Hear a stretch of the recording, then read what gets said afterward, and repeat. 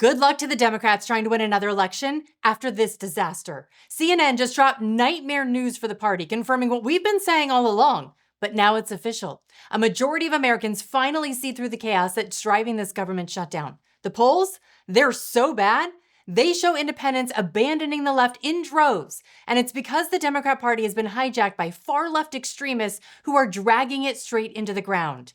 And leading the charge off that cliff? Socialist Zohran Mamdani, who was just caught in a humiliating lie. Now, he's scrambling in front of cameras, doing a little damage control for a lie that perfectly sums up the Democrat Party. Dishonest, manipulative, and desperate.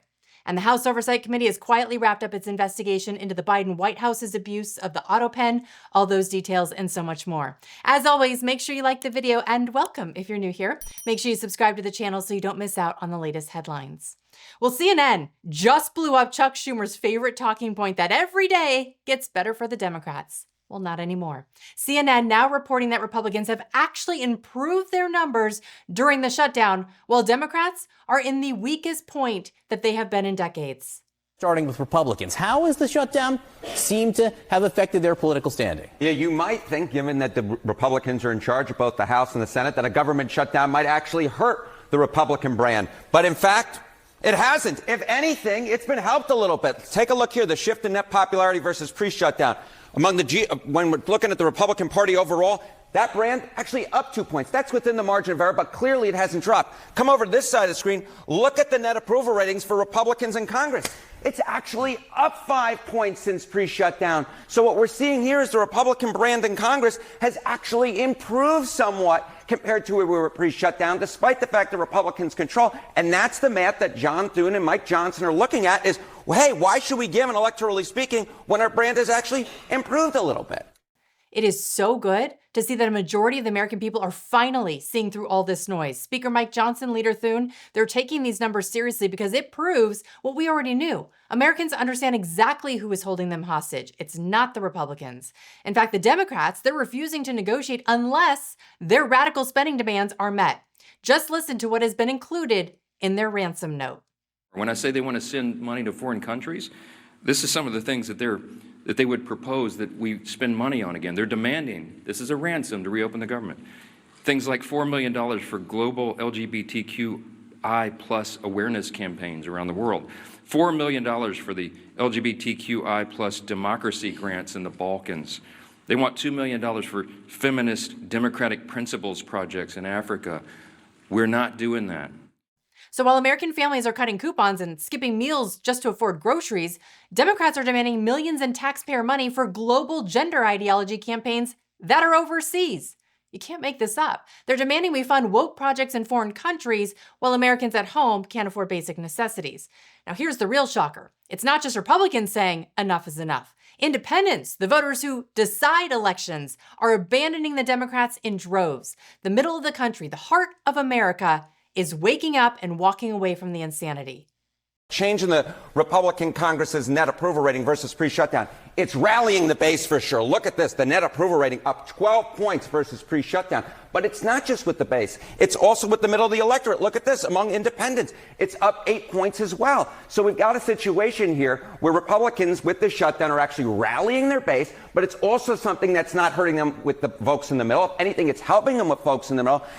That's huge, and it completely flips the political playbook on its head. Independents, they usually always swing away from the party that's in power, but this time, they're moving toward Republicans. It just shows you how fed up Americans are with the Democrats' reckless spending, their open border policies, and far-left social experiments. If this trend keeps up, the next election won't just be a loss for Democrats, it'll be a landslide rejection of their entire radical agenda. And just when Schumer and his crew thought it couldn't get any worse, CNN dropped another bombshell that sends their party into full panic mode. Watch this. So how do Democrats, how are they positioned right now? Yeah, so, I mean, look, the generic congressional ballot, which traditionally Democrats have done really well on, and if you look at this point back when Trump was president the first time around, Democrats are up 11 points. Look at where it is now. Democrats are ahead, but they're actually only up 3 points. This is, in fact, the worst position Democrats have been on in a generic ballot at this point in midterm when there was a Republican president in the last 20 years. And this is no different from pre-shutdown. So Republicans aren't losing on this metric either. They become more popular, and they're actually in a pretty good position for them historically when it comes to the generic congressional ballot. This is a concerning number for Democrats, are you saying, Congress? This is a concerning number for Democrats because it's considerably worse than they traditionally do in midterm elections when there's a Republican president. Democrats aren't just bleeding support. They are losing the middle. They're losing momentum. And just when you think they can't sink any lower, they prove you wrong again. They have turned the shutdown, a crisis of their own making, into a spotlight of their own corruption and incompetence. And thanks to that spotlight, we now know even more about where your tax dollars are going. So Newsmax just exposed who's actually benefiting from the food stamp program, and it's not struggling American families. The data shows a shocking percentage of recipients aren't even U.S. citizens. Watch this.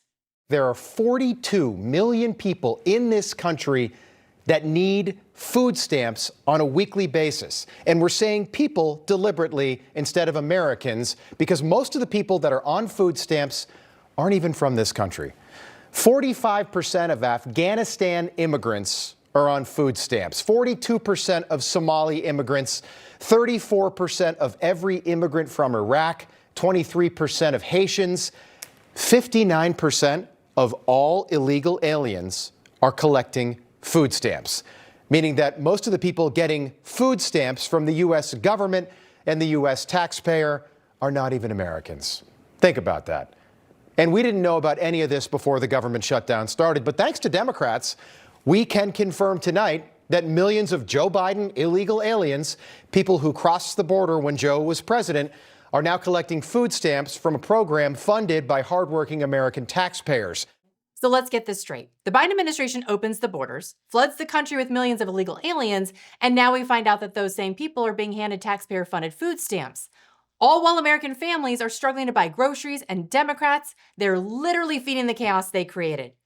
And here's even more proof of that corruption. Take a look at this chart. It shows federal spending on SNAP has nearly doubled in just the past 5 years. Why would that be? Oh, that's the entirety of Joe Biden's presidency. Let that sink in.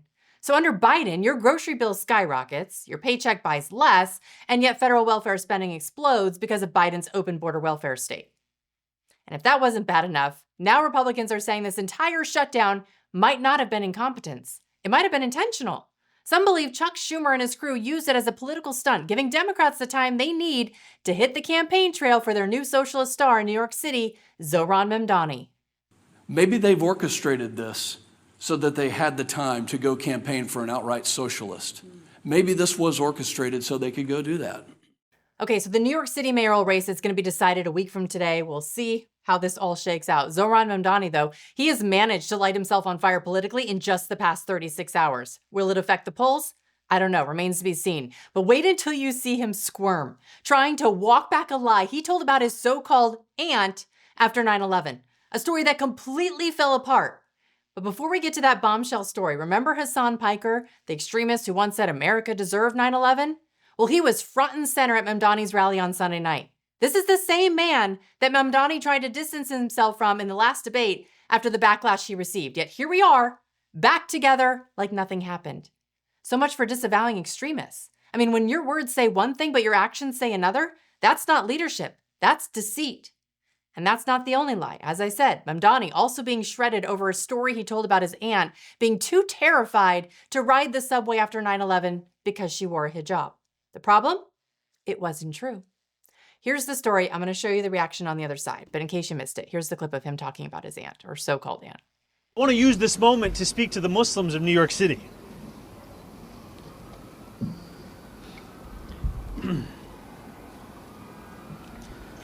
I want to speak to the memory of my aunt.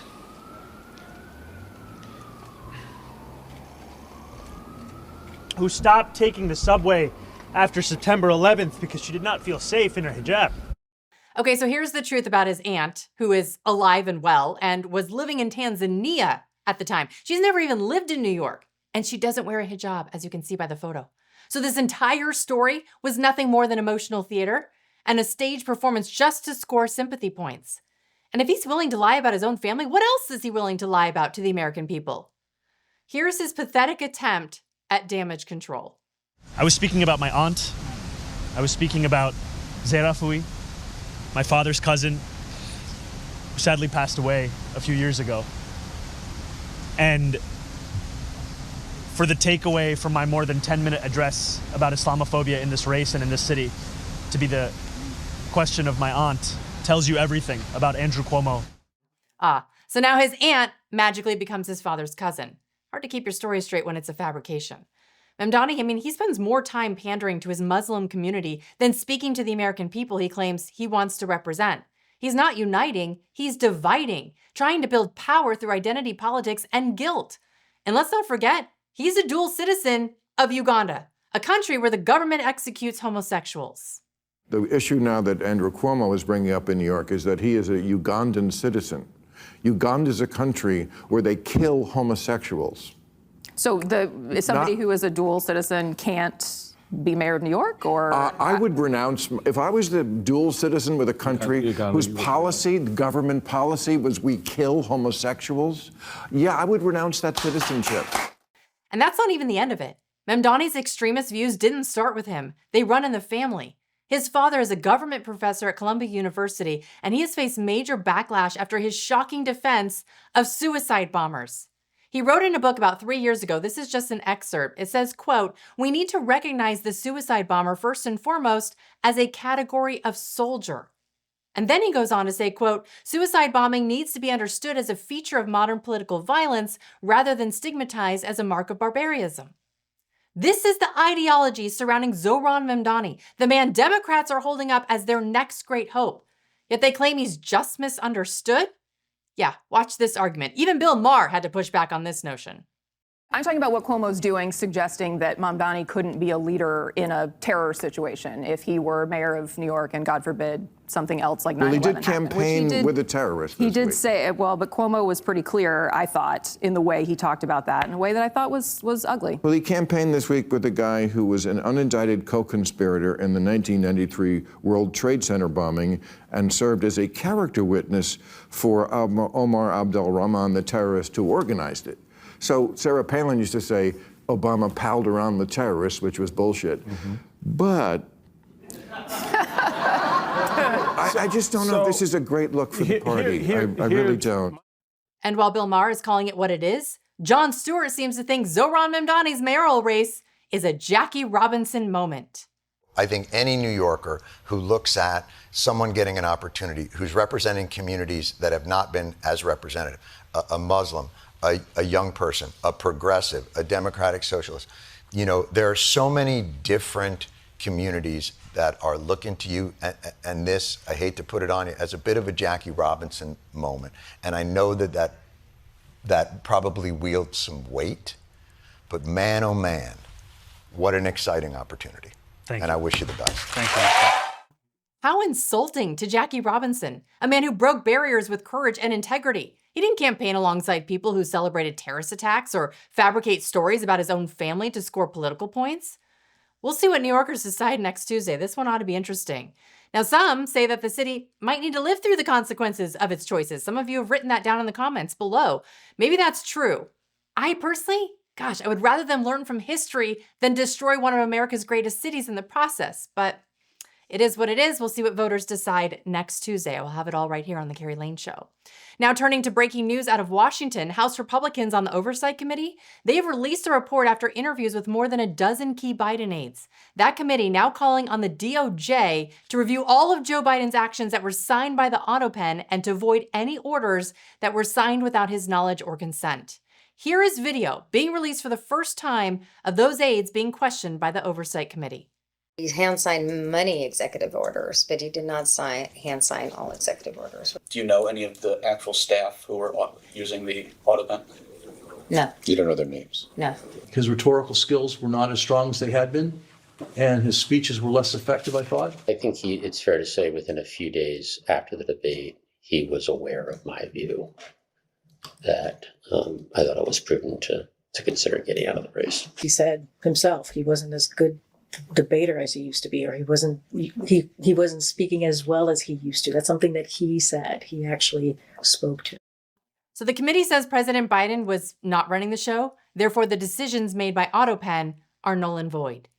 This is really the process that the pardons went through when it went through the autopen. You can see this is like a game of telephone here. It starts off with a staffer who tells former Chief of Staff Jeffrey Zients's aide, Rosa Poe, so not even Jeffrey Zients, but his aide, about the decision from the president. Then Poe calls Zients to inform him of the pardon decision, and then Zients tells Poe to send an email from his personal account to authorizing the autopen. Then she sends an email approving the autopen use from Zients' account, signed JZ. Someone in the staff secretary's office would then convey that to someone who would then use the autopen for pardons. So you see here why there are so many questions. Now, the report being released by the committee alleges that these aides all coordinated a cover-up of the president's diminishing faculties.